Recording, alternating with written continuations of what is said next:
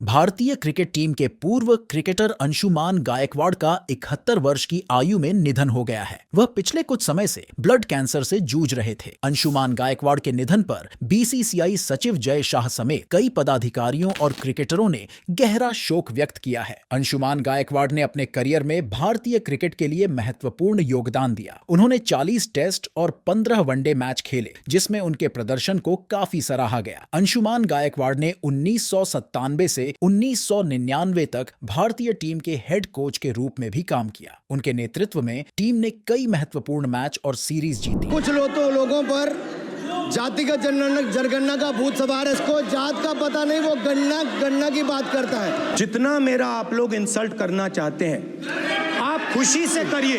जाति जनगणना को हम यहां पास करके दिखाएंगे। लोकसभा में पूर्व केंद्रीय मंत्री अनुराग ठाकुर द्वारा नेता प्रतिपक्ष राहुल गांधी की जाति को लेकर की गई टिप्पणी के बाद मामला बढ़ता ही जा रहा है। प्रधानमंत्री नरेंद्र मोदी ने सोशल मीडिया प्लेटफॉर्म एक्स पर अनुराग ठाकुर के भाषण की प्रशंसा की, जिससे कांग्रेस की नाराजगी और बढ़ गई। कांग्रेस सांसद चरणजीत चन्नी ने इस मामले को लेकर लोकसभा सचिवालय में शिकायत दर्ज कराई है। उन्होंने पीएम मोदी के खिलाफ विशेषाधिकार हनन की मांग की है। चन्नी का आरोप है कि प्रधानमंत्री द्वारा इस तरह के बयान की प्रशंसा करना संसद की गरिमा के खिलाफ है और यह विपक्षी नेताओं के प्रति असम्मान का प्रतीक है। केंद्रीय मंत्री नितिन गडकरी ने हाल ही में वित्त मंत्री निर्मला सीतारमण को एक पत्र लिखा है, जिसमें उन्होंने जीवन बीमा और मेडिकल इंश्योरेंस प्रीमियम पर लगने वाले 18% जीएसटी को हटाने की मांग की है। गडकरी ने अपने पत्र में लिखा कि इस प्रकार के इंश्योरेंस प्रीमियम पर टैक्स लगाना जीवन की अनिश्चितताओं के समान है और इसे हटाया जाना चाहिए।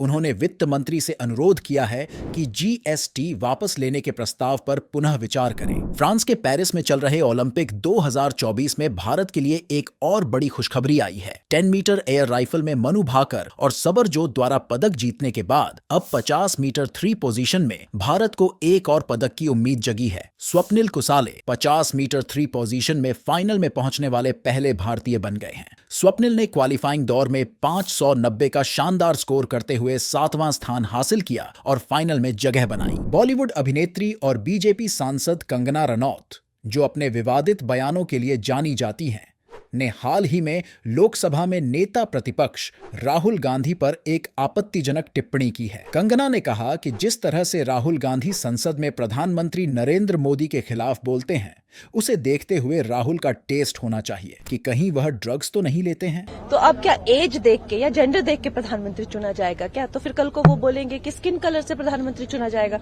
तो उनको रिस्पेक्ट नहीं है लोकतंत्र की। कल भी उन्होंने वहां पे एक कॉमेडी शो किया, अगर आप देखें, उनमें कोई गरिमा नहीं है। कल वहां जाके वो कह रहे थे कि हम जो है, हम शिव जी की बारात हैं और ये जो है चक्रव्यूह है। तो मुझे तो लगता है कि उनका टेस्ट होना चाहिए, क्या को किसी ड्रग का कंजम्पशन करते हैं वो, जिस हालत में वो पार्लियामेंट में पहुंचकर जिस तरह की वो बदहवास बातें करते हैं।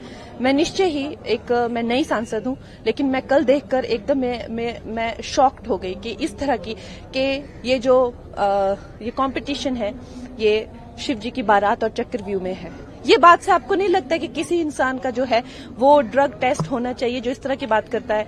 मुझे तो लगता है होना चाहिए।